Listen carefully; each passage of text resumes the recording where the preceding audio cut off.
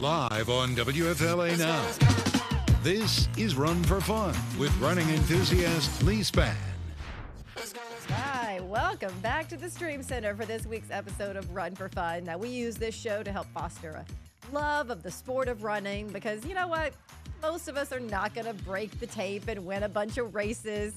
But getting out there on a regular basis and learning to love the exercise, that is how you win at life. So I'm your host, Lee Spann. I'm a meteorologist here at WFLA in Tampa, but I've been an avid runner now for about 14 years.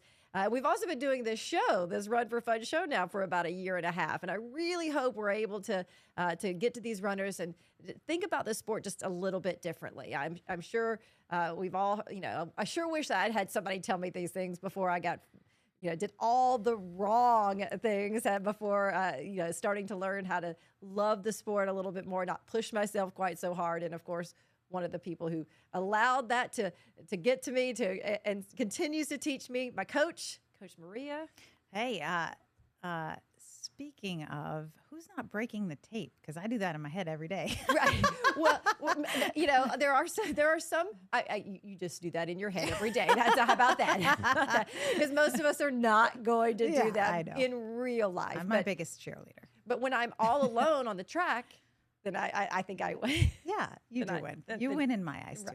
And Coach Maria had big family news this week. Yeah, my son got engaged. Yay! So exciting. He's going to get married in November. And you were there for the I part was not around officially there, but I was there. Yeah. But my daughter was there. So little does Carrie know she's marrying my daughter, too. Yeah. I have a feeling she already does probably know She that. probably knows. Yes, Sam and Abby are very, very close. Yeah. It was cute. It was fun. It was a good family day. And then they were able to stay with you, and you ran together. We ran together. We started our own little run club the next morning with my daughter and her boyfriend, who's friends with my son. And we called ourselves the LCRC, which is the Lydia Court Run Club. So I was running down the street realizing, I don't know how this happened. How am I lucky enough that all my kids run? Well, I think you've set a very good example. And you talked about it. You didn't force it on them. Yeah, I didn't force it. You let them come to it on their own. I mean, they would probably beg to differ on some level, but yeah. Well, congratulations to the whole Coach Maria family, and I know this is going to be a very exciting time over the next couple of months. Thing. All right, so this week's episode, Coach Maria, you said you actually got a request for this because these cold plunges have become super popular. People are buying the devices to put in the back of their yard, and I just kind of wanted, to talk about the benefits, how to do it, what we need to know about it, that kind of thing. Absolutely, and I wanted to have my favorite in-town doctor come on and tell us all about it. Dr. Heim, thank you so much for joining us. I noticed I put you're a medical doctor, but you're also an Ironman triathlete. So this is someone who knows a little bit about recovery and how to help your muscles out. Just a little bit. Thank you so much for having me back. Yeah. So first of all, what is cold therapy or cold exposure? What is it? What does that mean when, as a medical person, you hear that? Right. So I think the first thing you talk about with cold plunging, for us it's fairly new in our country, but it's been around for many, many years, especially in the cold climate countries, Norway, Denmark. They've been cold water swimming for centuries. So deliberate cold exposure, just like deliberate heat exposure that you get in a sauna, it's exposing your body to extreme temperatures. One of the things that happens to us in this country is we've become soft in a lot of ways. Everything is 70 degrees, unless you're outside running like your folks are, or deliberately exposing yourself to cold. Your body gets very efficient at being there, and it becomes less resilient. So one of the things I like to talk about with cold exposure and heat exposure is building resilience. That translates into handling anxiety better and stress better in your daily life. So with cold exposure, there's lots of different ways to do it. Obviously, we see a lot of cold plunges now. I started with a big equine feeder full of ice and water in my backyard, and now I've graduated into a real one. But really, walking outside in very cold weather, you can have similar results. Cold showers, you can have similar results, or the cryo chamber. So there's lots of ways to do it. The science shows that there's better ways to do it than others. So I would start with cold plunging because that's what we're seeing in a lot of the centers now. You really only need about anywhere from 5 to 9 minutes a week is what the research shows to wow. have true benefits from it. And people are doing a lot more than that. So let's talk about what are the benefits. I know, Marie, you've actually you do it or you have done Yeah. it before. So I mean, I follow everything that Dr. Heim does. Right. He's been doing this for way longer. Like he was doing it before it was cool, and I used to think he was crazy. I'm like, what is he doing? But now, of course, you've kind of been like that since I've known you. He's always been like the first person in on the new game. But a lot of people are doing it. I started with cryo because cold plunges are kind of difficult to find. Now they're much easier. But I started with cryotherapy. I think one of my old strength training coaches recommended that, and I in particular hate the cold, hate with a passion. So for me to get into that chamber, yeah, that's me. I felt like king of the world when I got out of there because it was very challenging for me. So what is it? Can you tell me what it is? I don't even really know what it is. It's just cold air, right? So the chamber is cold air. Yeah. It's usually chilled by liquid nitrogen or something along Okay. those lines. So it is just air, but it's really, really cold, as low as minus 200 degrees Fahrenheit. It's freezing. And Like, how long are you there? I think I had to start with that. I worked up to like 7 minutes, I think, in there, and I started at 2 minutes. But when I started with the cold plunge, I went in for about 7 seconds and was like, yeah, no, this is not. I mean, it took me a while to build up to cold plunge is much harder. I guess what I want to know from Dr. Heim is what's the difference in benefits between cryo and cold plunge? Yeah. So I think the easy way to describe it is that cold plunging is at a much deeper level. The cryo chambers are a little more superficial. So one of the things that we know that happens with both is a rapid increase in dopamine and norepinephrine. These are your feel-good hormones that give you focus and clarity and motivation and drive, and also turn on a lot of downstream metabolic effects like brown fat activation, for instance. What we find with cold plunging is you can actually reduce your core temperature, and that turns on a much more robust response. So you do get some benefits from the cryo chamber. I think they're just not as good as what you're going to get with cold plunging. Okay. Interestingly enough, when I started cold plunging, I noticed I had a hysterectomy, so I'm going through menopause to some extent. And my body temperature has gone up. And when I cold plunge, I can wear a sweatshirt outside in 85 degrees and still be freezing for hours. Really? Because you've lowered your body temperature that much? Yeah. Yes. And it depends on how long I'm in there. But it feels really nice when you get out and you're like, and it's hot here and your temperature and you're freezing for a couple of hours. I'm actually still shivering a little bit from this morning doing mine. And so, yes. And so the cryotherapy seems like it would, the chamber seems like it would be, more technical than jumping in a vat of ice water. And you're saying that there's actually more benefit of just jumping in the ice water generally? Absolutely. And part of that is your body loses heat much more rapidly in water versus air. It's like 25 times faster. So that's why you're able to drop your body temperature, whereas the air has to be a lot colder. Water can't be colder than 30 degrees. Yeah. Air has to be negative 100, 200, even 300 to get the similar response. What's getting activated is cold receptors on your skin, and that's what turns on all of these systems that we're talking about. But you don't get the drop in core temperature like you do with cold plunging. Okay. So my question is, because you and I have talked a lot about stress, and you say it's good for stress, and it's stressing the body. If you're a distance runner like we are, that we're already stressing our body to the max, is it good to add an extra stress by cold plunge, or? I would say yes. Okay. So hormesis is what you're talking about, whether it's running or saunas or ice baths or whatever other kind of stress you're putting on your body. What doesn't kill you makes you stronger. That's what hormesis is. It's small doses of stress that give you positive benefits versus overtraining, for instance. Yeah. Too much stress, bad things down the road. So if you can give small doses, your body will slowly become more resilient and have better and better improvements from it. So from a runner standpoint or an athlete standpoint, yes, you get a reduction in inflammation. There's been great studies that show reduction in post-exercise muscle soreness and also following day performance. So you recover faster, so you're able to train harder. There's probably some truth there. Okay. Is there a certain time that you should do a cold plunge? Like if you have a week and you have, like some of my athletes have a hard workout on Tuesday and a hard workout on Saturday, when would you suggest cold plunging? Like, is there a time and a place?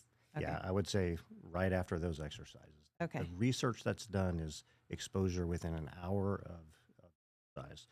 It's cardiovascular exercise. Okay. There's a little bit of conflict in whether you should do it after strength training. Yeah, There's that's actually that been- inflammation thing. There's been some studies that shown that it might blunt your ability to gain mass and strength. I think there's some conflict there. For the average person, I don't think that's an issue. I'm not trying to build a bunch of mass and strength. I'm just trying to stay strong and functional. So I still get in right after I strength train also. Okay. But for aerobic activity in particular and performance, within an hour after those really hard bouts are when you want to do it. Okay. And do you do it every day? I don't do it every day. I go in waves. I tried to do it every day for a couple weeks leading up to this podcast so I could really think about why I do it. And so I'm probably 3 days a week, mostly because of time. Okay. And I typically do mine in the morning because of the mental health benefits the first half of the day, the mental focus and clarity. Interestingly, the chemicals that increase with something like cold plunging are the same things that Adderall does to you, or Yeah, it's some no of the joke. some of the antidepressants like Wellbutrin, for instance. They raise dopamine and norepinephrine. Those make us feel good, and they give us drive and motivation. And to me, it's like drinking a couple extra cups of coffee for the first half of the day at least. Yeah. So you're saying it actually does help focus? Because I mean, when I think of Adderall, I think of you get very Absolutely. focused in on a thing and you can just continue to do it. Yep. Is Yeah. it because you just get honed that focus muscle by having to sit there, or is it literally a chemical that has changed? It's norepinephrine, and those are studies that are reproducible over and over. You get as much as a 250% increase in norepinephrine, which is part of how Adderall works. So those are neurotransmitters that directly affect your brain. Now, if you do it over and over again, do you lose some of those benefits? Do you have to keep up in the ante on that, or is it? Yeah, that's a great question. The answer is no. Wow. Well, there you go. But you do adapt to it. Yeah. And that's part of how it helps with resilience.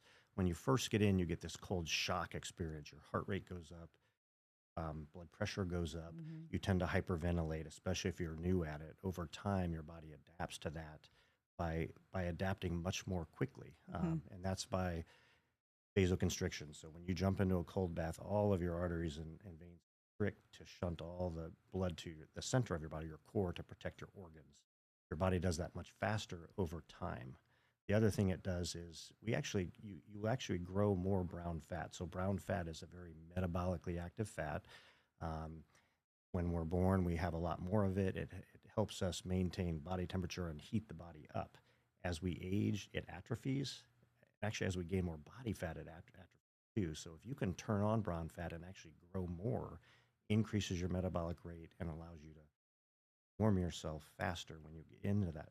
So there's metabolically active things that are happening over time. Just like when you run, you increase mitochondrial density. Yeah. The same thing happens with cold plunge. Oh, So my thought was this was just something you would do to lower the inflammation. That worked out, and now you're getting here. You're helping that so that you can recover, so that you can get back out there and do it again. But you're saying that the benefits go way beyond just your muscles feeling better. They do, and the research really hones in on all of those things. The mitochondrial density is a very interesting one, because when you're training and trying to get better at running, that's your primarily metabolic adaptation. Cold plunging will do that, and if you do it in conjunction with running, you're getting a better effect. So it's a compounding effect. So doing it right after exercise, you have a better effect. wow. So what about menopause? Does it help with menopause? Talk to me about that. Talk to us. Talk to us. So, I think the thermogenesis factor, so it allows you to maintain body temperature up or down. So yes, it's going to help there. What you're experiencing with it's a temporary effect of being colder. Yeah. Women in menopause tend to run hot, and it's not necessarily that your temperature is hot or you feel hot. Hormones. Okay. because of the hormone manipulation with cold plunging, you tend to feel cooler. Yeah. And another one we didn't talk about is increasing in immune function. So you get a huge increase in killer T cell production, which are your white blood cells that fight infection and disease. That's another direct correlation with cold plunging over time. People get sick less often. Interesting. I So when your mom told you that you shouldn't go outside in the cold, that was a lie. it wasn't Sorry, moms, It but we wasn't love a you, lie. buddy. It was what her mama told her, and her Right. mom had told her, and her mom had told her. So when we know better, we do better. That's So right, we right, we right. know, but maybe you don't run out with bare feet into the snow. But this is something that you could do a little more, constrained. Right. So speaking of that, though, let's say I don't want to buy a big equestrian vat. Yeah. It's just cold. I mean, how cold does it need? Can I just turn the cold water on in the tub? Well, In Florida, that's difficult. Yeah, Yeah. in the Northeast, yes. Yes. In parts of Europe, yes. So that's a really good question. And when you listen to the experts in this area, Susanna Soberg is a great. She's a Danish researcher, PhD. She's done a lot of research in this area. And she says it doesn't have to be as cold as we make it. Rhea and I were talking before the podcast on how we always want to do everything to the extreme. Yeah, whatever works. Americans, man. Yeah. We can't do anything halfway. But, Yeah. so a lot of these cold plunges are 40 degrees or less. Probably 50 to 55 degrees is enough to really get that response. The problem in Florida is that the water never gets cold enough in a cold shower. Maybe when it's really cold in the winter. But any shock to the skin that's cold at all, you're going to get a little bit of response at least. Okay. But in our area, you probably need something a little colder than what we're going to get in the bath. So throw some ice in there, or like what? Like I mean, because obviously, if you get a thing that actually is electronically making it cold, Right. like you're spending a Right. ton of money. I mean, people have been doing ice baths forever. Right. I mean, athletes have been doing that forever after hard runs. You just dump a bunch of ice, but that actually gets pretty expensive when Yeah, you're that's trying to true. dump a bunch of ice into a bath like once a week or twice a week. It's expensive and it's just it's pain. I had that big tank and it would take 100 pounds of ice to really get down to where you wanted it. So you're going and toting ice back Yeah. and So forth. that's your exercise. Yes. And then you go and recover after Yeah. moving 100 Right. pounds of ice. So they have devices now where it's just a chiller with two hoses you can pop into your tub, and that's a ton cheaper, and it'll chill the water in your tub. Yeah. So you might pay $600 for something like that, where plunges are, now $3 to even $8 or $9. Pretty expensive. I have a membership, and this is the cool part about what's happening.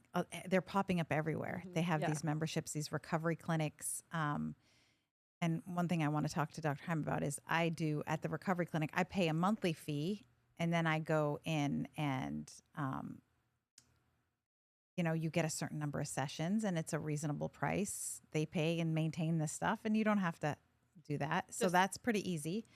But I do heat and cold plunge. So I do infrared sauna because it's good for my immune system. And I struggle with my immune system. So I do that 10 minutes, and then I go right into the cold plunge, and I alternate for an hour.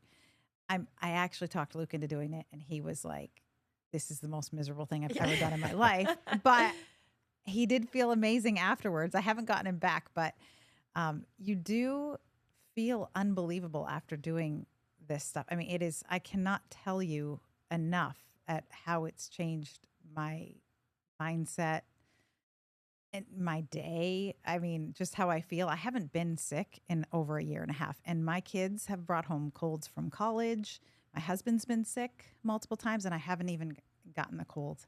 So that's the only thing I've done differently in the last. And I have heard, like I said, I listen to a lot of podcasts. A lot of people are talking about the back and forth, the hot, the cold, and then even going back and forth. Is that an added benefit, or is that just a thing to make you feel good? It is an added benefit. Yeah. Again, if you listen to Susanna Soberg's research, that's where she did a lot of her research, is contrast therapy like that. So she loves to say end in cold. I think they call it the Soberg principle now. So yes, you get compounding effect. It's interesting that heat and cold give you very similar end results, even though they're different metabolic pathways. You have cold shock proteins, heat shock proteins, but a lot of your end result is the same. So what if you do a hot run in Florida? That's what I was about Does to that ask. do the same thing? Like if you go do a hot, I mean, gosh, sometimes when we run, it's so hot and I'm dripping sweat, and then you go right into the cold plunge. Does that do the same Give thing you the as a same sauna? contours? or- Yes, I would say Okay. yes to that. Heat, taking that a step further, getting in the sauna after exercise, you get better effect than you do with just exercise. If you get into a sauna, it mimics exercise because of the heart rate and the blood pressure and the body having to fight to keep its temperature down. If you get into a sauna directly after a run, you actually increase your aerobic capacity Oh, more than interesting.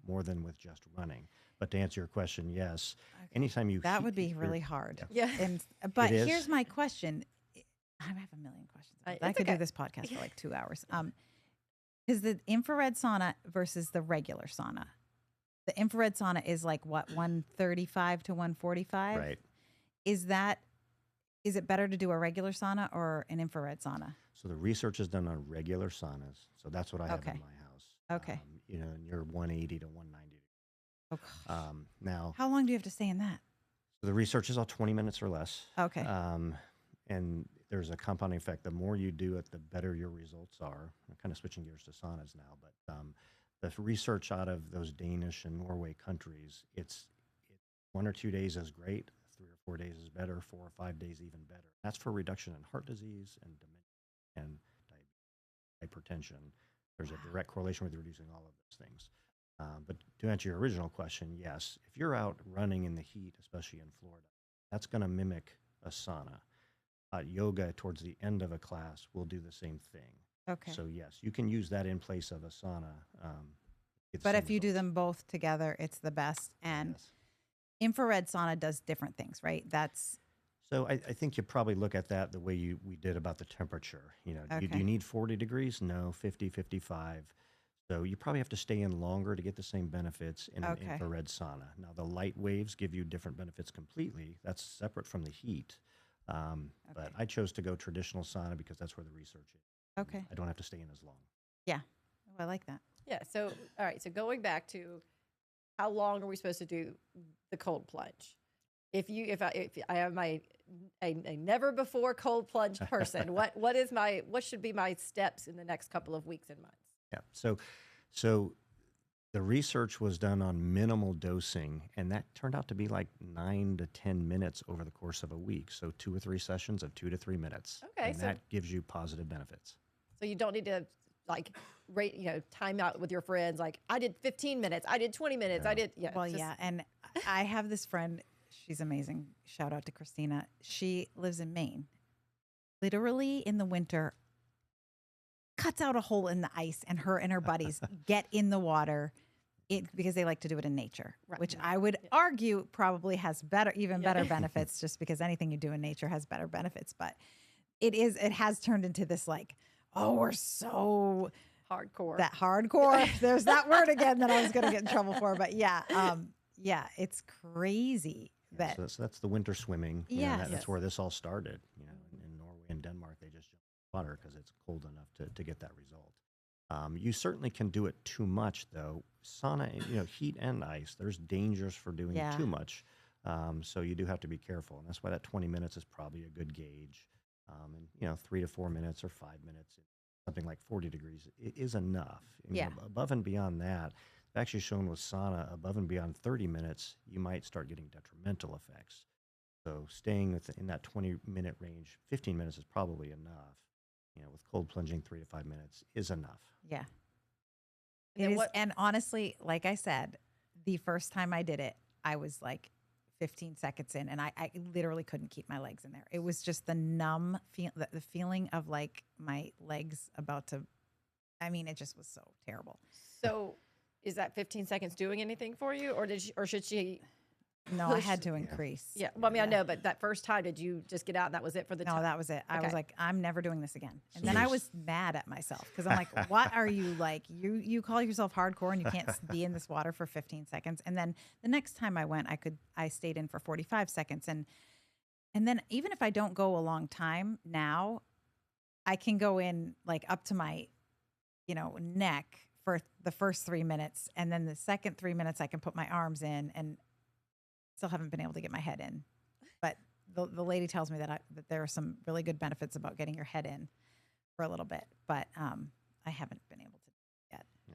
So there's two phases. Okay. Your initial phase is the first minute, 30 seconds. That's your cold shock phase. Blood pressure goes up, norepinephrine gets released, heart rate goes up, and then the second phase is that brown fat activation, where your heart rate actually comes down, and it can actually be very calming. If you can get past that initial minute, you get those other benefits. So you get the hormonal benefits in that first minute. Some of the downstream stuff you have to stay in to where your body actually down.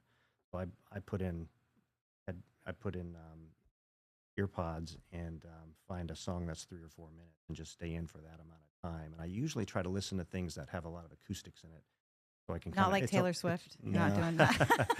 Shake it No, off. I'll Shake go- it off. I have 2 girls, so that's on all the playlists. But to me, you can almost get into a meditative state and to get you through that 3 minutes. And it's amazing how calm you become. But the first minute is rough, definitely, and that's something you can become adaptive to over time. So I have to admit, sometimes, and I actually read the other day that this is not what you're supposed to do, but I hold my arms really close to my body and try to Hold the heat in, yeah. which is that You're not supposed to do that, right? No, you get a thermal layer. So it's funny with the big equine tank I had, because the water isn't moving, you get a thermal layer around you, and it's a little one I have now circulates like a hot tub, so you can't get away from it. Oh. So winter swimming would be similar to that because you're actually moving around. There's more benefits there. You want it to circulate if you can. Too. I was like, darn it. Because that's actually how wetsuits work, right? Like the Yeah. water gets in and you heat up that water. So same thing as like the thermal layer. Yeah. I knew it had to be bad when it was getting a little easier. I knew it wasn't right. But you do build up, just like with running in the heat, you get acclimated to it. I'm assuming that's sort of the same thing as your body, that even if you go, you were saying you may go a long time between your plunges, it's easier because you've already adapted at one point? Yeah. I mean, yes, I think. I don't know if this is cheating, and I'm sure Dr. Heim will tell me, but the contrast that I do, I get a total of 12 minutes. Mm-hmm. So I try to do that once a week now. Yeah. Does that count? Absolutely. Or would it be better to do it over 4 or 5 days? So it might be better to do it at least over 2 days, and that's just what the research suggests. We don't really Research know. that ruins everything. Yeah, but they have to have protocols, so they're limited in what they can actually study. But that's how they did it: 2 to 3 sessions over the course of a week, but no more than 9 to 10 minutes. I would say once a week is great, just like hot yoga. If you do hot yoga once a week, you're getting really good benefit from that for a lot of reasons. Cold plunging and saunas are going to be the same. Saunas specifically, the more you do it, the better. That's what the research shows. Yeah, really I good saw that the research. other day too. Cold plunging, we don't have as much research on that. What about dehydration? And do you have to counteract that with, I would imagine if you're running outside, my coach brain is like, we already struggle with electrolytes and magnesium. Now we're doing sauna and we're doing running outside. Yeah, especially in Florida, especially in the summer. Yeah. That's a real danger for people. Yeah. We don't drink enough water as it is. We drink a lot of caffeine, which makes it even worse. He just pointed at you. Totally. He's always been pointing at me since I've known him about that. He's like, there's more caffeine in Starbucks. I'm like, thanks, Dr. Heim. So, and we are afraid of sodium in our country. It's been demonized, but if you're healthy and an athlete and you sweat a lot, you need a lot more sodium than you think. So, yes. It's not demonized on this podcast. No, it is not. We love our sodium. Yes. We love So yes, if you're doing sauna, you have to up the ante. If you're running and doing sauna, you need to make sure you're getting at least 2,000 or 3,000 milligrams of sodium a day, probably more for good athletes or elite athletes. Yeah, yeah, absolutely. Are there any precautions? I know this is one of the things that before a novice goes in, what should I know before? Should I not do? It's a good question, Lee. Thank you. Yeah. First thing is you never do it by yourself. You never get into a body of water by yourself. People, in the winter you can get in your swimming pool in Florida because it can be in the 60s. But I would just caution people never to do it alone. If you have some sort of panic attack or whatever, or cardiac event, you need someone there that can help you. So having someone with you, obviously. Just not somebody to hang on to. Right. Right. No snuggling. No Right. snuggling in the cold plunge. But certainly heat and cold, it can affect your blood pressure and heart rate. So if you have heart issues, you probably should talk to your doctor about doing it first, and you should ease into it. So, maybe the infrared sauna is a better place to start than the 180 degree. Maybe a 60 degree plunge is better than a 50 or a 40 degree. So you have to ease into it and let your body get, just like anything else, just like running. Yeah. Just like anything. Is there, I guess we were talking about the hydration. Does the getting in a cold water, do you still need to try to what should you eat afterwards? Is there something you should be doing to replenish? Yeah, like what happens? Should you do it on an empty stomach? Like what happens? So, there's probably not a good answer to that. You don't really have to adjust food or water for cold so much. But a really interesting finding, which I did myself, what we've shown is a drastic reduction in blood sugar for at least a few hours after cold plunging. Oh, interesting. That's because you turn on that brown fat, which literally sucks glucose out of your system to use it for metabolism. So I wore a continuous glucose monitor Yes, for I about remember 6 that. weeks and watched my blood sugar plummet 10 to 20 points for at least a few hours after the cold plunge, regardless of what you eat. So, there's a blood sugar control component of this. So if you're a diabetic, particularly type 2 diabetic, cold plunging will actually help control your blood sugar better. Interesting. Yeah. My client Joe this morning said, he's like, Coach, when I do a cold plunge, my resting heart rate is 10 beats lower for hours. And I'm like, really? Wow. Interesting. Because again, my thought is, I get so cold and then it goes really high, but you're saying that once it calms back down, it goes way down. Yes. Yeah, you get sympathetic nervous system activation, increased heart rate, and after that first minute, it starts coming down. And that's a survival mechanism because you're shunting all that blood into your core, and you're trying to become more efficient at oxygen use, and that's how that happens. So your respiration goes down, heart rate goes down, and that's a vagal nervous response that lasts for a few hours. So what about doing it before a race? Like if you want to I don't know. I'd have to look at the research on this if there is even any, because there's such few. I mean, I'm sure Olympic athletes have tried. They do, yes. Probably do have But everything. if it calms yourself, a lot of people have pre-race anxiety and their heart rate is elevated for too long, and that can hurt performance. So Yeah, that's a good question. I don't know the answer. maybe to we it. need to do our own study on that. Well, because, we're just kind of thinking of logistically, the race, you still have to get there early. But park. men, So we it's- talk about the testosterone and having Well, sex you before a did. race. I was supposed to go into a porta potty. Yeah. But So maybe you just strap your Right. cold plunge on your back Yeah. and take it to the race take with it you. to the race because by the time you're 2 or 3 hours past, Yeah, I don't know. when you finally can get to the race and start the race. Maybe the logistics might be hard. I mean, to I do do know some people do it first thing in the morning just because. every day or whatever, Yeah, I mean, on a regular basis. I don't know. We could maybe do a study on that. Yeah, I like the morning. That's when I do it. Yeah. Some people, if they do it too late at night, just like sauna, it gives you trouble sleeping. Oh, okay. My body is like that. If I do sauna too late, it takes my body too long to cool off. And Oh, yeah. my deep sleep is cold plunge, not as much. So I try to do it at least an hour or two before bedtime. Cold plunge definitely helps me sleep. Good. Definitely helps me sleep. I notice a huge difference in my sleep. So when did you start doing this? I started with cryo a couple years ago, 2 years ago, and I haven't done cold plunge regularly until recently, probably about 6 months ago. But you've already noticed a significant difference. Significant difference. 'Cause Mhm. I really did. I mean, not that I tend to be very skeptical about things, right? And so I thought I really just thought it was to help your muscles. And I thought, well, I can just roll. I can do the things. I could take some Advil and move along. But Yeah. I appreciate learning that it is more, and it's not just this. It became popular and everyone's doing it. I think that's when I Yeah. become skeptical. Is I'm like, ugh, everyone's doing this. Yeah, that's like Luke in pickleball right now. He Yeah. won't play pickleball because everybody else is doing it. But I myself go down rabbit holes, so I have to be really careful about where I get information from. And so, but the research kept coming in, and I'm like, gosh darn it, it kept coming. Like the more research, and I'm like, okay, fine, I'll try it. Yeah, I would look at it as a tool, just like everything else. Rolling, for instance, anything you're doing to improve your health, your longevity, or your fitness. This is a tool that can help in all of those things. Yeah. By itself, it's not going to change the world. It's a great adjunct to everything else we're doing. Yeah, I mean, and we take such good care of ourselves in every other way. Like, I can't imagine why we wouldn't at least try. Right.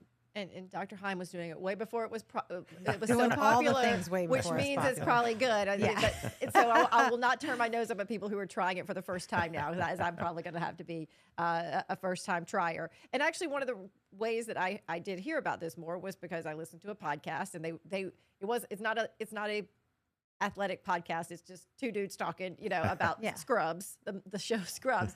But they talk a lot about this going from hot sauna to cold. So I heard about it on a podcast. So you'd already mentioned. It's funny because I've heard a lot about it on podcasts too from people that aren't athletes. Right. And like, well, instead of exercising, I'm like, I mean, you like Dr. Heim said, you can get benefits, but you still need to exercise, guys. You're not going to go in and like a lot of people are just, I'm gonna skinny doing sauna. Like, come on, guys. Well, let's get into our coaches drill, so you can talk a little bit about something. So the coaches drill today, which is where Maria gets to give her spiel. Yeah. Okay, so guys, the rabbit hole that is Instagram.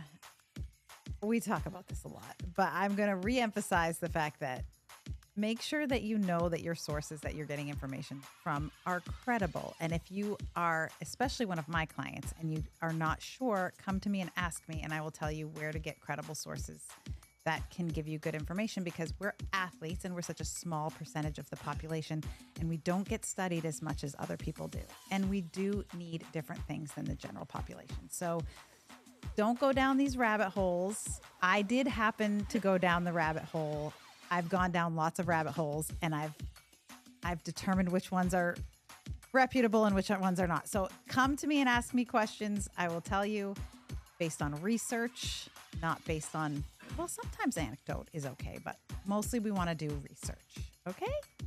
Or you can go to your doctor. Now, Dr. do you Heim. think that, as someone who has been an athlete and using this for a long time, like if I just went to a doctor who doesn't do it, would they have the same know-how that you do, just from the actual doing it for decades now? Unfortunately, mostly not. Yeah.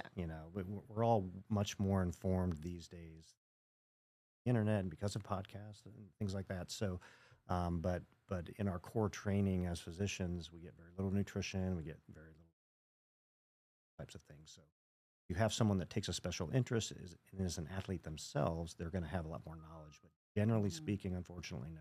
All right, good. That's good to know the right doctors. Yeah, I mean, I remember one of my favorite gynecologists said to me one time, she's actually a client of mine. She said, Maria, there was one paragraph about iron in med school for athletes. Wow. The only reason I picked up on it was because I was a runner myself. And she said, it's easily glossed over. We did learn it, but like if you're not an athlete, you just wouldn't pick it up. Now there is a lot more there's a lot more research on iron now, but the doctor you pick does make a difference, and not all doctors are bad. Right. That's not what I'm saying. It's just that you need to know yourself and know who you are and know where you need to go to get the benefits that you need, because we're asking ourselves to do things that are much harder than the average person. So we do need to take a little bit better care of ourselves. That's all. And this is one of those things. Now we give ourselves back the things, like we put it all out there on the running and biking, and then we get in these we get in these cold plunges to recover. Correct? Right. Right. So I did want to shout out a couple of our Strava folks, because we're doing this Juicy June challenge. Speaking of getting out there and doing more, we're asking people on our Strava, WFLA Run for Fun Strava group, to get 200 miles in June, which averages about 50 miles a week, which means I'm having to supplement with walks and bike rides. Supplementing with and walks. so I asked we're about halfway, a little past halfway. We got some people who were overachievers and were quick to let me know. So John Foster, he's done 26 walking miles, but 262 on the bike. So he's good man, John. He's already passed our 200-mile Juicy June challenge. Joe Pasillo's got over 60 miles, and that's all running. And wow, Joe, go for it. Nathaniel S., 120 miles from running already. So we feel like we got some people who are definitely taking this challenge. And it was a way to really help us acclimate so quickly. If you were getting out there in just June, get in there. you get better. Yep. And you don't have to go out there and run hard. No. You don't have to, you can supplement with walking, you can swim, you can bike. Just get out there, acclimate. Join our Strava group. Yeah. It's a very fun place. You can ask all the questions. If you hear about something on your rabbit hole, you can ask. And Dr. how do people get a hold of you if they want to come see you and have some blood work done? So our website is tampahealthcenter.com, all one word. That's the best place to get it. I'll give you your phone number and everything else. Thank you so much for Thank joining you. us today. Thanks We for always having me. appreciate All it. the wonderful information. Thank you. We'll see you, everyone, next week.